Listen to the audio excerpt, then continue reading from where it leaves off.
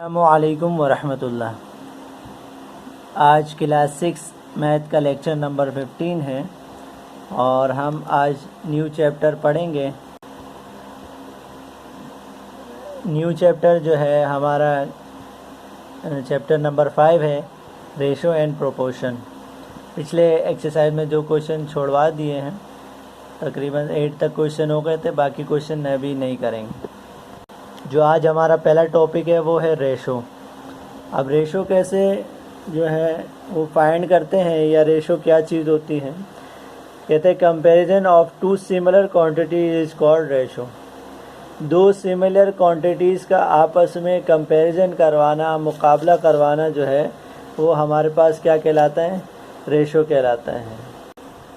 ये बात अच्छी तरह जहन में रहे कि रेशो के लिए जो है क्वांटिटी जो है वो सेम होने ज़रूरी है और यूनिट भी सेम होना ज़रूरी है।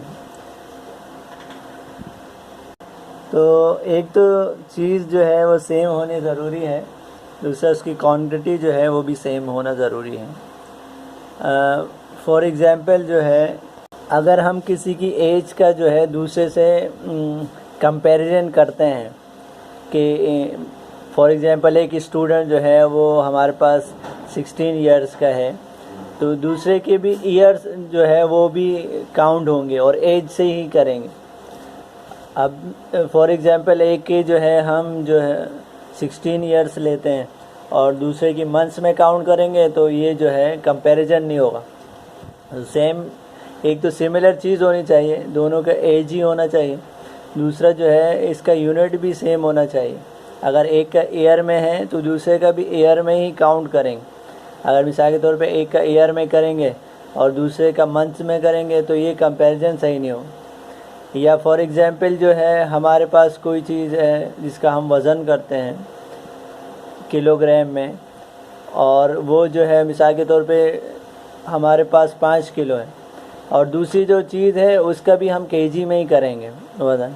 अगर हम ग्राम में करेंगे या किसी दूसरे यूनिट में करेंगे तो इसका कंपैरिजन नहीं होगा। तो रेशो के लिए ज़रूरी है कि सेम थिंग हो, एक जैसी चीज़ हो।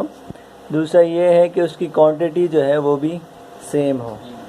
तो कुछ एग्जांपल जो है वो आपकी एक्सरसाइज से आप वो ये सारी चीज़ें क्लियर हो जाएगी। एक्सरसाइज 5.1 है और इसमें कुछ पिक्चर बनी हुई है, इससे जो है हम रेशो आपको जो है सिखाते हैं। मिसाल के तौर पे इसमें जो है हमारे पास 4 बॉक्सेस बने हुए, इसमें 6 जो है सर्कल बने हुए, तो इसमें 4 सर्कल है और इसमें क्या है 6 सर्कल है। तो रेशो लिखने का तरीका क्या है कि हम लिखेंगे 4 और फिर 2 डॉट लगाते हैं, इसको इस टू पढ़ते हैं, 4:6। इसको पढ़ने का तरीका क्या होगा, 4:6।